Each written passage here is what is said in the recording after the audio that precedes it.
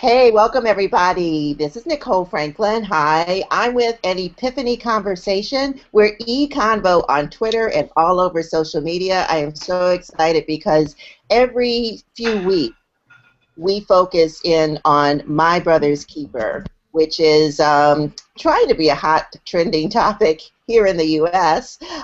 President Obama's initiative towards bridging that gap of opportunity and educational achievement for young men of color. So every week as an e-convo, we focus on humanitarian issues, but every few weeks we focus on My Brother's Keeper. And tonight we are talking tech with some top people in the tech world who have a special interest in this My Brother's Keeper topic. So I want to introduce them, and some are friends and some are new friends. And as always with an Epiphany conversation, we have at least 2 countries represented with us. So we're very excited to have the U.S. and Canada on tonight. So my friend CC Stinson is here. Hi, CC. Hi. CC is a creative technologist here in New York City. We're on the East Coast, and she has some very interesting and well-known clients. And CC has also lived all over the world and has a wonderful knowledge of technology and social media. So looking forward to hearing more about that. Kalimah Priforce, from the East Coast to the West Coast now to some national recognition as a hackathon master. Co-founder of Qeyno Labs. Hello, Kalimah. Hello. Hi, Kalimah. And next to Kalimah, we have Navarrow, Wright. Navarrow, hi. Hi, how are you? Great. You're doing some wonderful initiatives towards Close the Divide, and that you founded a company, Close the Divide Project, as part of your Maximum Leverage Solutions. Maybe you can explain that more as well. As we talk tonight, I'm looking forward to that. And as always, we have Amelia with us. Hi, Amelia. Hi. Hi, everyone. Amelia Mapahua is our co-host for EConvo, and she's originally from South Africa and a recent graduate here on the East Coast in the U.S. as well. And from Canada, hi, we have Darren Baptiste. Hello. Hello, Mr. Baptiste. World traveler. He's known as a world traveler and a longtime programmer, and just came out with a new app. He's the inventor of the Cop Watch video recorder app. And that is sparking a lot of interest ever since we announced you'd be on, Darren. So looking forward to that. Also, I want to give a shout out to our friends at Sustainable Change. There's a new movement happening online right now called Sustainable Change. And it's these little changes you can apply to your life that are supposed to last a lifetime and sustain us and sustain our world. So you'll be hearing more about that creeping in on all of your social media, and we're proud to be a part of it. So everyone, I just wanted to get all of us together tonight to talk tech because, again, President Obama has this initiative, My Brother's Keeper. We've all heard these grim statistics about how success is blocked when it comes to young men of color believing they can achieve success. They're told it's more impossible than possible than other ethnicities at a young age. And I know that we are supposed to have now a focused effort in this country, and I want to also see how we're perceived in other countries as handling what's become an issue, a crisis that we have to rectify in this lifetime. The president has given a lot of statistics and put a task force together. And recently, in the last few days, they came back to him with a report after some listening sessions for about 90 days, came back to him with a report about where to go from here, areas to focus on, key areas to focus on for the next 6 months. And some things had stuck out to me that I wanted to bring to our attention tonight. So, of course, we talked about lack of access to a quality education, higher level of poverty among young men of color, higher levels of incarceration, and things like that. But one thing that struck me is that there's a statistic that says that black males aged 10 to 24 have death by homicide as being the leading cause of their extinction. So that is quite a scary number. It's one of the leading causes of other groups, but it's the leading cause in young men of color. So I want to focus kind of on that area, on things that we can do to improve. I think that kind of culture of the prison system and victims of crime and starting crime, but it's also education plays so much a part of that. So our access to education, the literacy rates, and how technology helps that. So two areas, our literacy component and kind of life on the streets. If we can attack that, who wants to go first? In fact, I'll pick Kalimah because I know, Kalimah, a little bit about your background, that you've made it public, and that you've seen firsthand how it is to come up and succeed against all odds. Thank you, Nicole. For first, it's really, yeah, I'm really thankful to be like in a discussion with all of you guys, and that the fact that we can have this kind of discussion using the medium that we're using, Google Hangouts, and this technology that allows for sort of this ubiquitous possibility for us to explore some things that report really, really, I think, really hit the mark on, and then there were some things that kind of, there were some missed points, specifically as relates to STEM and how important it is for young men of color, that we start aligning how important it is that by boosting the life outcomes of young men of color, that we actually improve our economy, we improve our workforce, we improve many of the things that make this country stronger. So a little bit about my background. I grew up in a group home in Bedford-Stuyvesant, Brooklyn, during the crack epidemic of the 80s and 90s. Um, and so my brother and I, that was our background. That was our childhood. Um, and um, and then eventually I started my first computer company when I was 16, and then another company later on, and I had the opportunity to really just sort of leave my hood and go just explore the world and try to carve out the good life. And then my brother was shot and killed um, months after he was aged out of the group home because of the lack of preparation that they are notoriously known um, uh, when it comes to those who age out of that system. And it was then that I decided to become an educator. So this topic is something that I have committed my life to and will be continue to. Um, and uh, and I can announce with this call that uh, that my team and I are planning the first My Brother's Keeper hackathon in the city of brotherly love, Philadelphia, that will focus primarily on initiatives coming out of it because it's great that DC has a lot of ideas and a lot of the foundations have ideas, but how about let's have the conversation, let's take it to young people, let's take it to what their experiences are, and let's see if um, not only can they hack an app together, but let's see if they can actually hack My Brother's Keeper as well. Woo!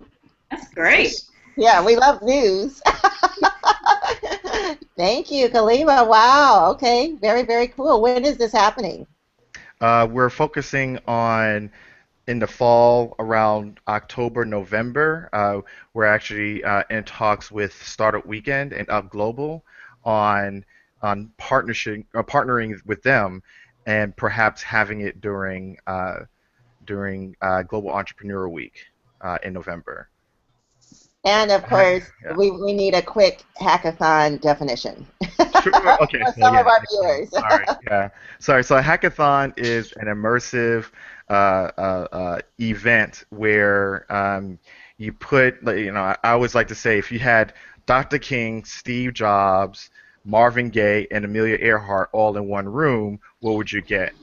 And so hackathons allow for people with various talents to build something, whether it could be a robot um, or an app to find pizza at 3 a.m. Um, that hackathons tend to do that within a particular time frame of 24, 48 hours. Our hackathons are 52 hours long. This hackathon that we're doing for the Essence festival in 2014 Essence Festival in New Orleans on July 4th weekend will be 4 days long, and it's young people working with adults. And what makes our hackathons different with Qeyno is that we don't care about 3 a.m. pizza. We don't care about another photo sharing app. We care about these young people, along with professionals from Google, Facebook, and throughout the tech ecosystem, building apps that focus on leveraging their strengths, leveraging their existing resources, and finding ways to lower the barriers towards those life outcomes that my brother's keeper focuses on. Excellent, excellent. I just want to jump to Cece. Cece, you advise companies mainly. I think it's one of your many strengths. Do you see them wanting to mentor and come in to give apprenticeships to young people that might come through these hackathons or partner with hackathons, or do you see a relationship here that's possible? Well, I think mainly for smaller organizations, it's a little bit harder for them to do that because they lack the manpower to really set aside time to properly nurture and train a young person that may want to work in the organization. What I really would like to do is to get on corporations like Google that only has about 2% of African Americans in that huge organization to take more of an effort, a concerted effort to find blacks in technology because there are plenty of us out there. So I really don't understand why so many of these corporations say they can't find us or they can't hire us. And for us to, step up our leadership skills and mentor a lot of these young kids and to partner with organizations like Kimberly Bryant's Black Girls Code and to help find a funnel into these larger organizations. Mm-hmm. Agreed. Agreed. And I think it also helps if we get to know each other more. So maybe there's some kind of portal that will put us all in touch. You could always do that through an Epiphany conversation. We have a group, a Google Plus community page, and we'll definitely support that, getting us all together, networking and outreach. That sounds perfect for Close the Divide. Navarrow, how do we do that? How do we make ourselves known that we are hireable and that we need to be training our youth? Yeah, I agree with some of the things that Cece said, but actually some of the stuff I kind of disagree. I think the way I look at the issue is that we have what I call a perception problem. There's a lot of our people that don't understand the value and opportunities in technology, so aren't even going after it. And I think that that's really the only place we're going to increase the pipeline. I think in terms of the Google announcement, it's not like that was new data. So, people, it's because the way it was brought out, all of a sudden people want to make a noise about it. But at the end of the day, if Google said tomorrow we're going to hire 1 million black people who are qualified for our positions, I don't even know if they could find 1 million of us. So our issue is, how do we get more of our people digitally literate and digitally competent to get jobs at Google and other places like that? So my fear is that the way that those numbers are brought out, that people are going to take the angry black man route as opposed to seeing the opportunity there. I can tell you, I just did a project in Chicago through the Close the Divide initiative where I connected people in the South Side with a company called Dev Bootcamp, and Google was one of the people who came in and funded some students. So 2 people, one was a former Chicago police officer who she was ended on the job. She was a single mother. The other guy had a computer science degree and was working at GameStop. And now they both went through a 9-week Ruby on Rails intensive and looking for computer jobs. So there's opportunities to make immediate change, and I think we actually have to push ourselves to do a little bit better and push a lot harder, because we keep waiting for other people to solve the problem, and no one else is going to solve the problem. If someone's in tech, they need to go to articulate the value in tech to as many people as possible in a way that they can understand it, right? The challenge is a lot of people in the inner city just don't see the value of it because no one's actually gone there and had a conversation with them that, hey, if you've been unemployed for 6 months, I can show you things that you can learn over the next 3 to 4 months where you can go get a job making 30, 40 grand a year. I mean, that's a simple conversation that puts the value proposition in real terms and lets someone get interested, which I don't think we do enough of. Is there an issue in, is this an entrepreneurial profession versus getting hired with full-time position bennies and pension? Well, I think it's both. So one of the things, as we're talking about My Brother's Keeper, is there's another initiative that I've partnered with called Lifelines to Healing that has the Live Free Project with Pastor Michael McBride, and they're focused 100% on formerly incarcerated individuals and letting them know the opportunities out there to re-kick in the workforce. And what I tell a lot of them are, I've started several companies out of my home where I've never met the people that I've exchanged dollars with. So for me, we should be encouraging people who have been incarcerated and have so many limitations in other places to learn technology skills and start their own businesses, because the way the current system is set up, that's actually probably one of the few places that they can actually go and have aspiring careers. I'd actually even like to encourage them that if they're in minimum security prisons and have internet access, to start learning those skills even before they get out, right? But again, I think those are opportunities we need to preach. So we do need more entrepreneurship, but also we need people learning how to be entrepreneurs the right way, because a lot of times I get pitched hundreds of different business ideas, and the first person someone says, as soon as someone gives me money, I'm going to start my business. And that's just not how technology entrepreneurship works, because you have to build it first before somebody's willing to invest in it, or they're going to own it all anyway because they're taking all the risks, and you're just going to be their employee. So I think we have to educate our people on the right way to be entrepreneurs and also show them how much opportunity is out there. That's something to think about, because I know that there's college degrees given in prison. Is there coding happening and programming skills? Do we know that? I don't know, but that'd be very interesting to explore. What I feel like we need to focus more on, especially in alignment with the President's initiative, is to not have our young men of color in the prison system. Is to, start, the reason why there's the initiative to, focus on like third grade reading levels is because prison, the whole system is very profitable. So they're looking at, certain segments, certain literacy rates, so they can, build prison. They have state contracts where they actually have to keep a minimum population incarcerated. So in addition, with our educational system, there's still not equal access to all people of different economic statuses. I mean, let's get that straight, especially me from being in the South. There are great disparities among that, and also looking at the leadership. Just to interject, Cece's from Texas originally, so big prison interest there. Yeah, it's big. It's big business in Texas, but also to look at, when I'm volunteering in the school district, this is where, for my own child, looking at some things that really were quite shocking, is that for the most part, the teachers are primarily white females. There's no males, and especially there's no African American men that are educators for these young children to look up to. And the major problems that really occurred was when you saw the young boys in middle school.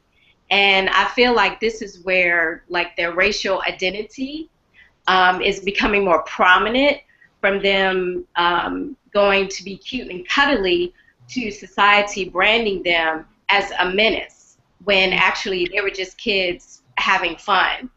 So, and all you have to do is look at the statistics for, expulsion, and I mean, it's all there. It just will shock you. So how does technology help our youth and keep them interested, involved, and educated? And maybe Darren, Baptiste, you can jump in here, even though it's, this is a global thing. How does technology, how can we make it appeal to the youth of color? Well, I'm not sure about what's going to make it appeal to people, but I do know it's clear that we do need to make the pitch. Here in the Toronto context, to give you guys just a little background, I know Toronto, at least in the past, has tried to promote itself with the tagline of Toronto the Good. So I know people are surprised to hear that we have issues like police violence in our communities here, but it is true. We do have that, like everywhere on the planet that police exists, abuse of police power does happen primarily towards the lower classes and for the people of color, particularly black and African descended people such as us. But out of that experience in Toronto, a big component of Toronto life is the immigrant experience. I myself, I'm born in Trinidad, and I came to Canada as a young boy, but not before. I came at age 7, and the phrase, if you're familiar with it, the years before 5 last the rest of your life. It was a really critical point living in Trinidad at that young age and seeing everyone around me in positions of, from the bottom to the top of society, everyone looked like me. So there was never any question in my mind, and in the thousands and thousands of people who live here in Toronto, about the idea that we can do this, because that's what we grew and knew seeing coming up. So that sort of experience has informed my upbringing here and a lot of other people. So when it came time to respond to the issues of police violence in our community, and I had a chance to apply some technology to it, my first approach was that we need to let people understand that, first of all, we're going to do for self in this. There is no Superman coming to save us, right? Unless we do for self, it's not going to happen. And secondly, more importantly for me, is that we use this opportunity to build capacity in our community, because it's really important. Like someone was saying that if Google turned around and offered 1 million jobs, would there be 1 million applicants, right? We need to have people have the capacity to do these things and jump into these opportunities. Up here, I don't think it's a simple matter of laying out the dollars and cents argument of saying, if you learn this trade, this skill,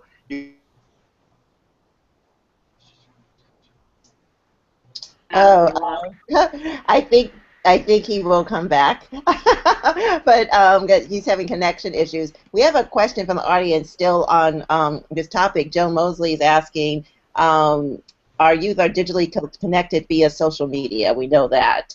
But they have difficulty, she says, translating that into a viable employment opportunity. How do we publicize how our youth can translate that experience into employment? So all the texting and Facebooking and Snapchatting, how can they?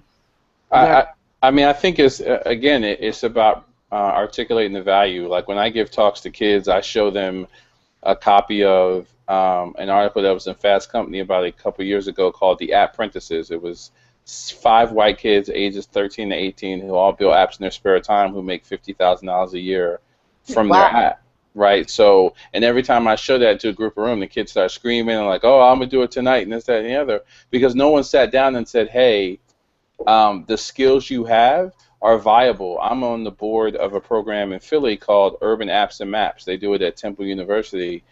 And when we walked through kind of the demo day, it was 5 kids from North Philly who had never touched a computer or never developed anything before this program. They came up with an app called Gotcha, which was basically use a mobile app in a mall and the retail person take a picture of somebody they think is shoplifting, and that picture immediately gets sent out to everyone else in the mall who's using the Gotcha app. And I'm like, shrinkage in retail is a $19 billion problem. And these kids, without even realizing it, came up with an idea to solve a $19 billion problem. We have different ways of solving problems, but no one's kind of said to us, hey, those skills apply in the common workforce. I used to say drug dealers could help Dell solve its logistical problems overnight, right? It's just misdirected skill sets. So I think that's what we have to do, is we can't just say technology is cool when you should do it. We need to map it to their interests, right? I mean, I've worked at BET, I've worked at Russell Simmons, I've worked at Radio One, and I tell all those kids I've worked all those places by learning how to knowing how to use a computer. So if that's where you want to be, there's ways to be there. But it would actually be easier for me to do it that way than it would for me to become an entertainer and be in part of any of those scenarios. Exactly. Kalimah, Navarro's going where you are, Philly. I mean, what's you Yeah, guys gotta spread the love. But Temple is definitely Kalimah's work with hackathons. Kalimah, what age group are you working with? specifically 13 to 20. We allow for kids under 13 as long as they have, let's say, a big brother or big sister or someone there who can connect with them, who's a little closer to their age. Yeah, and so, yeah. And what gets them on fire about this? Well, one of the things that I've noticed is that has been shared. CC mentioned African American teachers, African American male teachers. Navarro just said that no one sat down with them, and modeling was also brought up, which was being able to see success and being able to see success and that success looking back at you and it looking familiar because that's your cousin or that's your grandfather or that's that's your sister. And I think that's one of the things that's missing is that I don't believe that young people don't see the opportunities that are in Silicon Valley. It's so in their face that and the apps that they use every time, they're interested. They love these apps. I mean, so they know it. I remember a couple of years ago when I was a kid, like a teenager, Reginald Lewis came out with the book, Why Should White Guys Have All the Fun? Mm-hmm. And and it was about being successful, being a black man, successful, Wall Street, boom, yeah. The issue is that that there hasn't been, and that's where I think it's not a, in terms of talking about the problems, rather than stepping away from the deficit and more thinking about the asset, that in terms of the pathways, that those pathways aren't clear. That you can go to those young people and you could say, yeah, be the black Mark Zuckerberg, and they go, okay, great. What next? If you haven't really mapped out for them what next is, and let's be real, that when it comes to black and brown kids, what next for them, and especially those from lower income backgrounds, what next is for them looks a lot different for what next is for other kids. The playing field is unleveled, and so our young people know they can recognize the success that's in Silicon Valley, just like they can recognize the success that's on Wall Street. They see movie, they see Wolf of Wall Street, they go, oh, okay, I wonder what that is about. I mean, they see it's right in front of them. They recognize success. It's just that they think that the path to being a rap artist or being an athlete is a lot easier because the pathways have been made a lot clearer to them. When they listen to Biggie, that's like we listen to Biggie. He said it was all a dream. I used to read Word Up magazines, Salt and Pepper, Heavy D up in a limousine, hanging pictures on my wall. So already he says, I had a dream. So he starts with a dream, hanging pictures on my wall. So he starts a vision board, right? Reading magazines. All right. So he's saying, he's doing his research, and then he goes on, and he starts like mapping it out. Rap artists are notorious for doing that. For saying, well, I used to sling this, or I used to do this, and now 18 months later, I'm stepping out the swamps with 10.5 gators, right? And so kids are gonna go, oh, okay, cool. Oh yeah, that sounds, yeah. And then you look at athletes, right? They can turn on ESPN and they see constant videos and constant reels of how Muhammad Ali went from point A to point B, how Wayne Gretzky went from point B to point C, how Michael Jordan went from this and that, and so all these steps are mapped out. But then when we say become a doctor, become a lawyer, they go, okay, cool, all right, that's successful, and then we say, okay, yeah, you just have to get to college, and then they go, wait, okay, but so I have to get to college in order to do that, right? And so then, because our school systems do suck.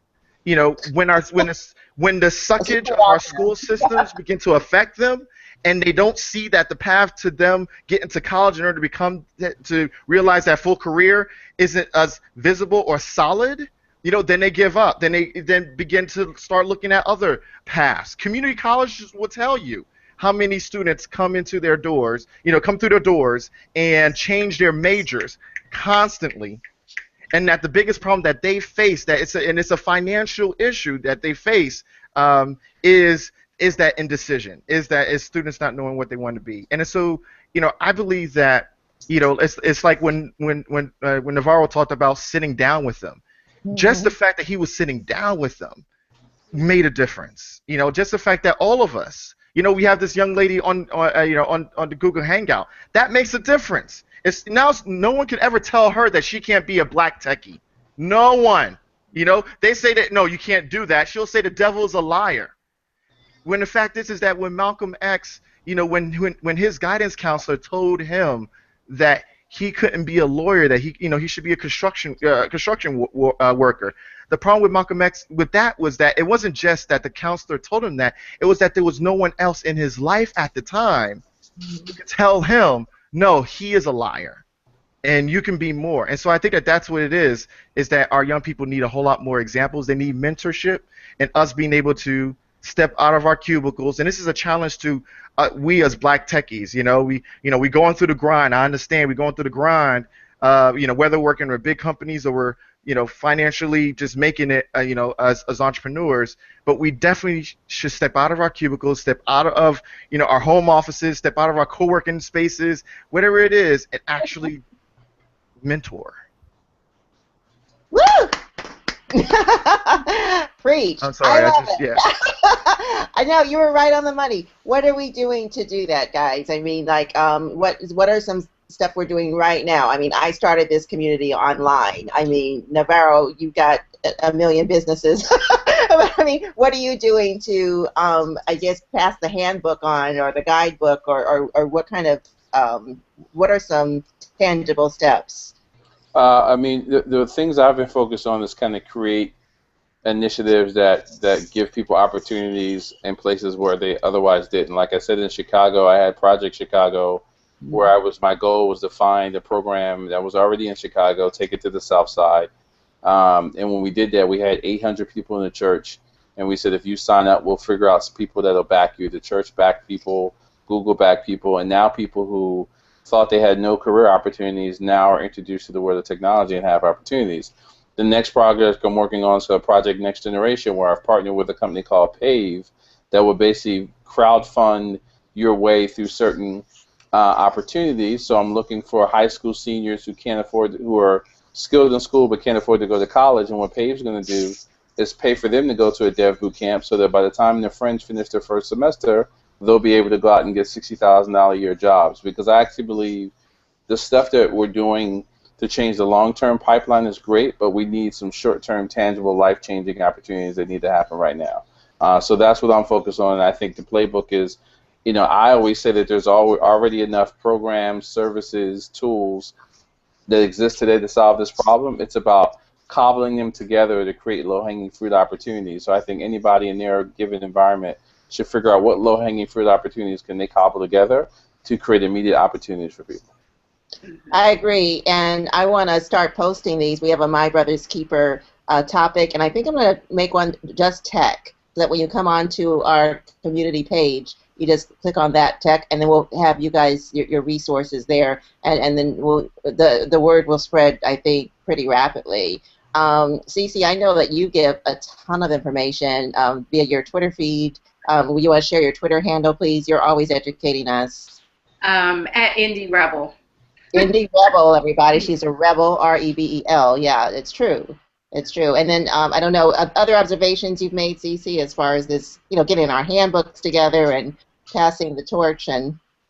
No, I think Navarrow is on the right track, because we do have multiple programs that are out there.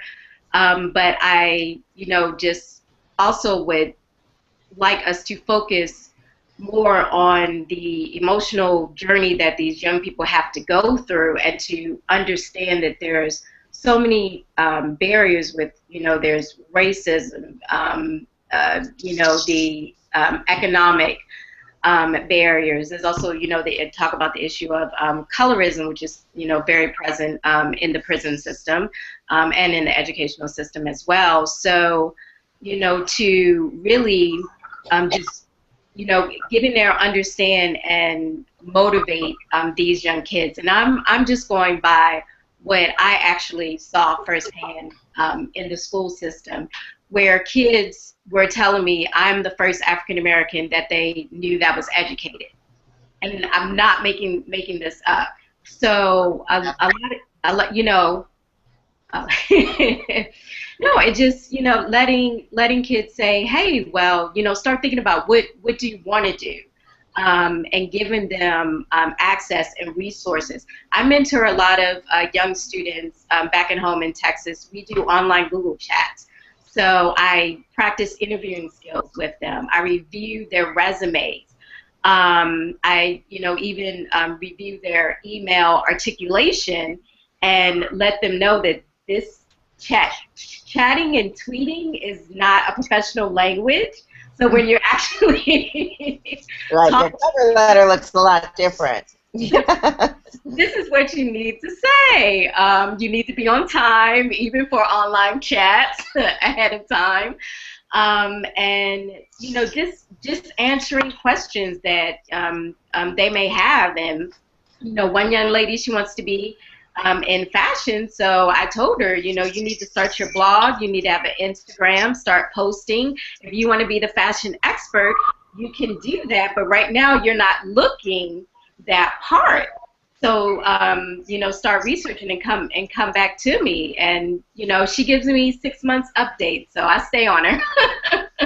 Excellent. I love it. It sounds like we also need to start getting out there into the schools. I mean, you guys are doing it, and it doesn't feel like there's enough of us to do that. But, the Take Your Daughter to Work Day, I remember a long time ago, there was a Back to School for Brothers Day, maybe something like that, where it's a tech day, that we fan out and sign up people for that. Just a one-day commitment during the school year, if you're a technology expert, so that they could see us, exactly what you guys have been saying. Well, I want to bring Darren back in. Darren's back. Hey, Darren. Hey, sorry about that, folks. Connection, yeah. Yeah, so we've been trying to give some tangible plans as far as, passing the baton and encouragement. For better lifestyles, obviously. And these kids are already doing it. They're already, wired. So how do we use it for a better lifestyle? Again, your app that you're doing is protecting them in a way with the police recorder app and other things maybe that you found out through your growth in technology that we could pass on to young people. Well, yeah, one of the projects I did many years ago called the Power Project, and what we did, we challenged young people, and we said, it was in the context of a workshop we would have for middle schoolers, grade 6, 7, and 8, and we just brought them the challenge, and we said, hey, for every problem or challenge that we see in the world, we think that someone was uniquely born to solve that. So we challenged each student to say, what challenge were you born to solve? And the lovely thing about people in grade 6, 7, or 8 is they'll say things like, I was born to solve war. I'm going to end poverty. I'm going to end homelessness, right?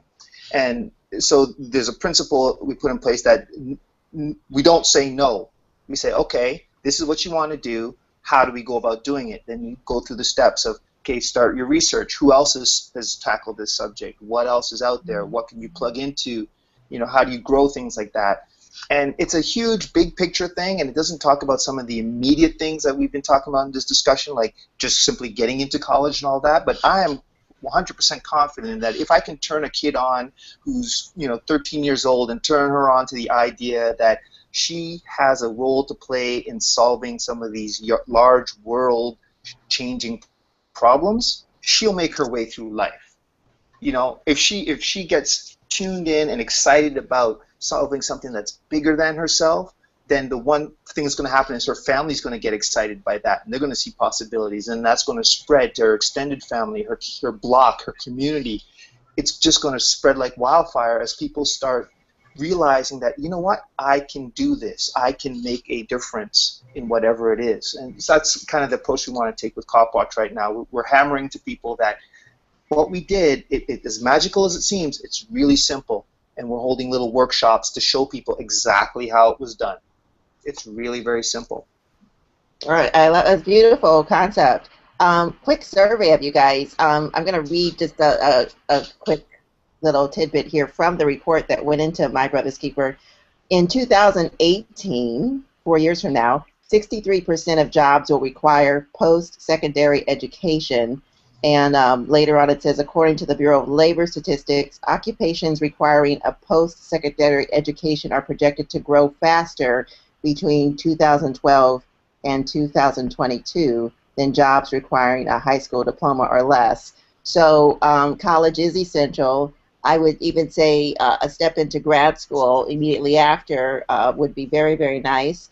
But sometimes when these kids code early and their apps start making $5 million, why do they need to go past high school? What's the motivation? How do we get them away from just money being the motivator? Because I think I tell kids that in college you get connections and you learn how to grow up. That is my speech. But what do you guys say to that? I always challenge people. Go ahead. Go ahead, Darren. I always challenge people that, you know what, you don't have to go to college. If you give me a better plan than going to college, I'm going to back you on that plan. But in absence of you having a plan, then let's go with my plan, and you go to college. But, leave it right open, because really and truly, it's not the degree we care about, it's the knowledge and the ability to learn, right? Mm-hmm. That's what we care about. I think, though, in my experience, that if the degree weren't there and I'm in the skin that I'm in, that would have been one more barrier to me working where I work. Let's just put it that way. I don't want to call anybody out, but it's that's one thing the gatekeepers may look at, and I don't know that we can give our young people of color those options, but I am with you in that education, any way you get it, is key. I don't know, anybody else have thoughts on that? I mean, it seems optional. Here, I have something to say about that. So, as an educator, Yes. I'm not shy or reserved about saying that I still believe in school. Like, I still believe in school and in education, and I understand how broken our college financing system is. I mean, President Obama, just very, very recently, like today, is coming out about supporting legislation to reform our student loan, process and how debt financing, refinancing, those kind of options are available to American public. I totally agree with it, and we should be very, very clear to our young people that that this is a landscape. At the same time, I believe in school just as well. Here, I'll give you okay. So a young girl pops up in the morning, for school, and she's already missed she already missed AM breakfast, and she just like goes into class. The teacher starts talking about about the early European nations, so the conflicts that would eventually lead into World War I.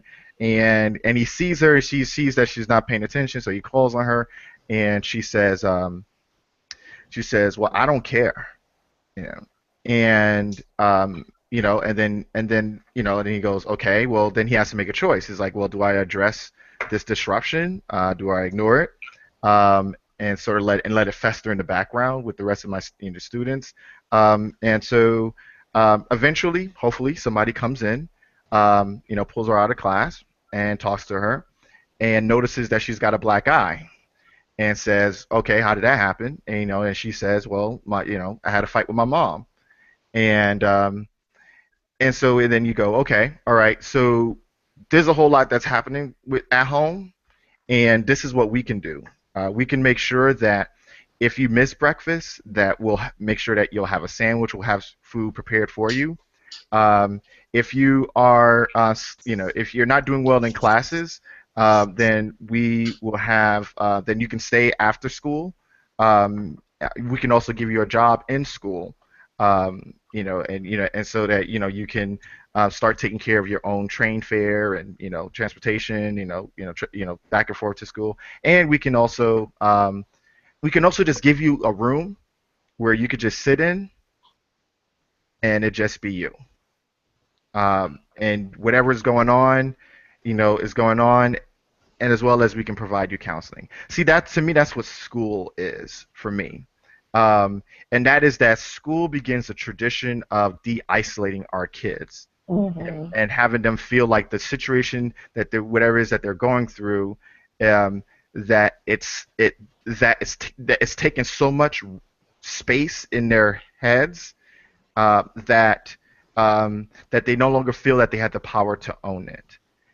When we get into college, those problems still exist, right? But the problem is that, the thing about college is that now we have a network. We have a network called Alpha Kappa Alpha. We have a network called, the Glee Club. We have the network called, the Ivy League Society of America. We have all of these networks. And at college, you definitely know, hey, you are not alone.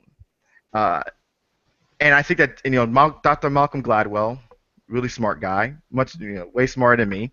He says that poverty is not isolation. That poverty is not desperation or deprivation. That poverty is isolation. I'll even like to even take it a step further. That said, even wealth can be isolation as well. But definitely, when you talk about, well, what is the definition of school? I believe that that unless we get our kids connected very early to these kind of networks, and that's what, like Navarrow mentioned, that's what like dev boot camps and a lot of those other schools can do, is that not only are they training coders, but they're also getting them connected to the network. They're also like having those, General Assembly does the same thing. A lot of these programs do. And so my whole thing is that you have to be very careful when you compare what our kids go through every day and what other kids go through every day, when they know that their mom's sister is married to the governor, and they all are a part of the same country club, and so this kid can get into trouble and still have folks looking after them. Right. And still say, hey, what are you doing this summer? Okay, do you want to intern at Google? And those are and that's that network. And my whole thing is that education is cool, training, great. All these different things are wonderful, but we have to make sure that our kids feel connected. Because I think that that's the biggest problem, is that our kids right now, they don't even realize how disconnected that they are. I have to agree. I'm all about networking, and I think I learned that in college through the groups, my newspaper group, and we formed our own newspaper. The people that I was in the newspaper with, we broke up and formed our own newspaper, and we were a unit, and we were rebels. And I learned so much about networking, and it's what sustained my career these 20+ years. Amelia. I like to put you on the spot, Amelia Mamakwa. Amelia just graduated. Your thoughts, Amelia, on what you've heard tonight, and a woman of, I think, broadening technology skills. What do you think? Your thoughts, your overview. I do agree that a lot of kids need that direction, that guidance outside of hip hop. I do definitely agree with that, but I'm also on the fence about, especially being a graduate, the whole, I don't know if college is the only way to be successful. I know. I know, but I feel like, I do agree that, you can go to college, but I don't think when you go out there in the real world, they just want to see that you can actually learn and have somewhat of a skill set, but I do think that you can still be successful without having the actual degree. It's how you sell yourself. But I really do think, Amelia, when people looked at your resume, they were looking right at education, what was the highest level. And some of us can walk through that door confidently, and it won't matter. But I still think there's going to be a prejudice there if we're showing a lack of that, or maybe the culture will change. I'm not sure. I mean, I think the culture is definitely changing. How many people are graduating from college and actually doing what they studied in college? So it's becoming, it's becoming one of those things where I think we're going to get to a point where as long as you probably will go back to the high school, just have a high school degree and, develop some kind of skill set, even if it's going to trade school or something.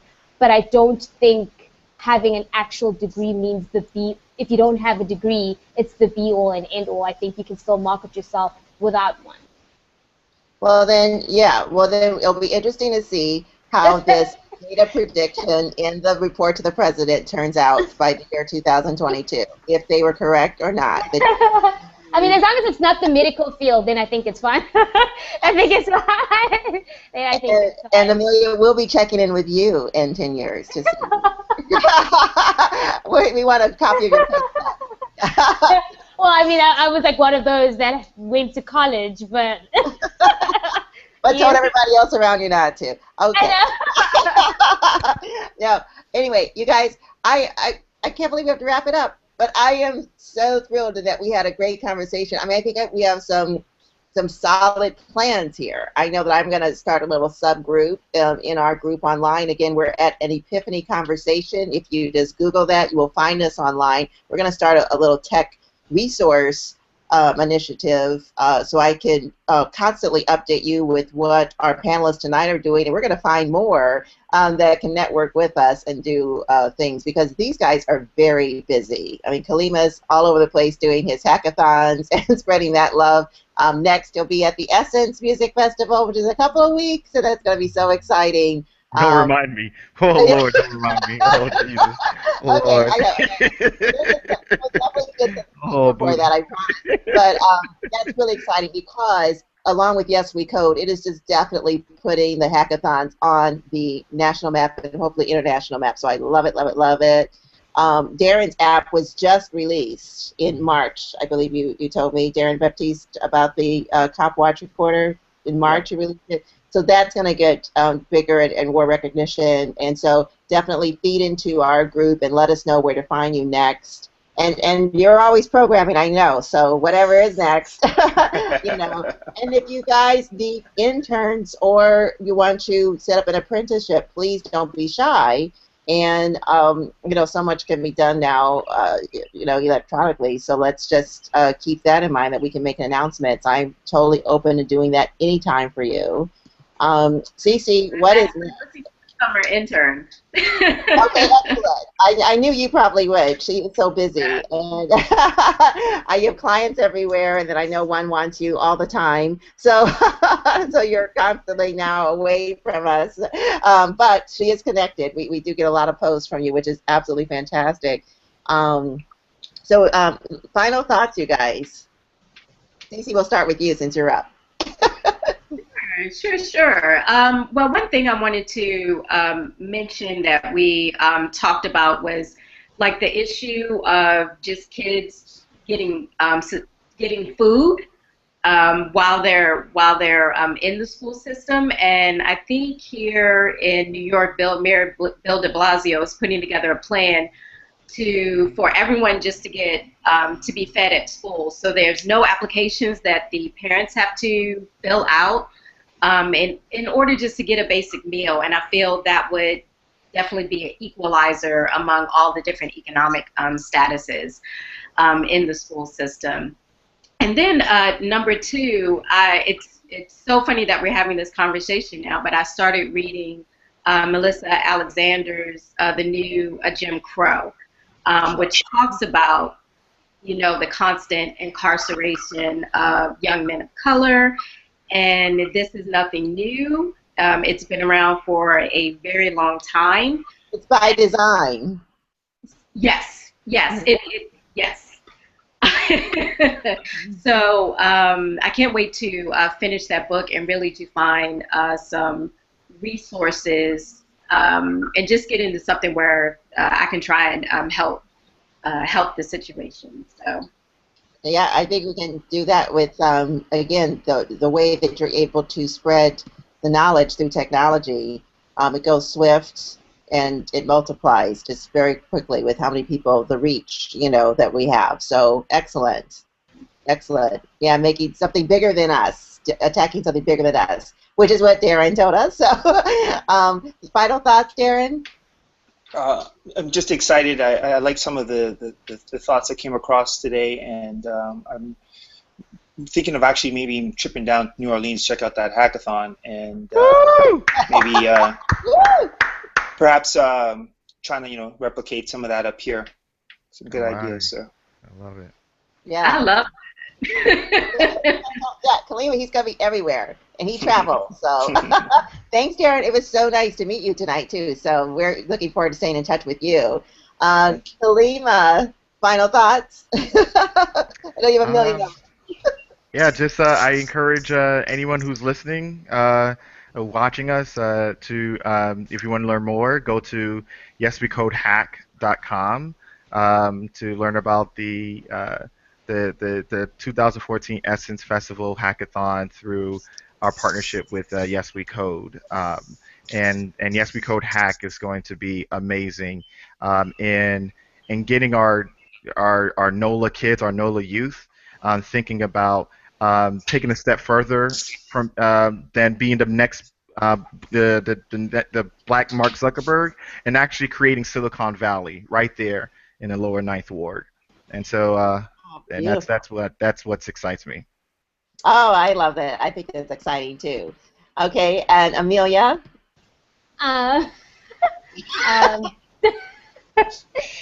These spots. I think it was a great show. I think people should tune in again next week. Thank you, Amelia. You're still taking it in. Everybody, thank you so much. And visit us, EConvo, here at Conversation on Google+, but we're everywhere. Just type in EConvo with a hashtag. You'll find us. And I'm so excited because tech really excites me. So I'm so excited that you met everyone tonight. Navarrow, Wright had to leave early, but we could always find him as well. Mr. Close the Divide, so he's great. And we got to get into the schools more. We got to be present more in person. So let's figure out a way to do that too. But for now, good night, everybody, and please share this video. All right, thanks so much, everyone. Cool. Good night. Bye.